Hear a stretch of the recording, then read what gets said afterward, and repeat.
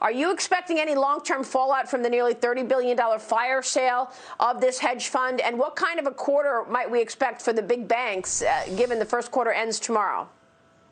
Well, I think Morgan Stanley and Goldman Sachs just did a better job with risk management. And I also think it's really important, while this is a firm that did execute a strategy that is very much like a hedge fund, it is technically a family office. And why that's important is because the regulatory framework and the reporting that is required is different, which allows for a firm like that to take on the type of leverage that they did and be able to get that credit from these banks. Keep in mind that the founder of this firm had been banned at Goldman Sachs. So Goldman Sachs was taking an additional risk. These are banks that thought about the risk that they were doing and got ahead of it. And so I think overall, U.S. banks should do fine. There will be a few banks that are hurt by this entire debacle. But ultimately, in the grand scheme of things, this is really a couple of days where we'll talk about it, and maybe a book or two will be written about it. But this is not long-term capital management.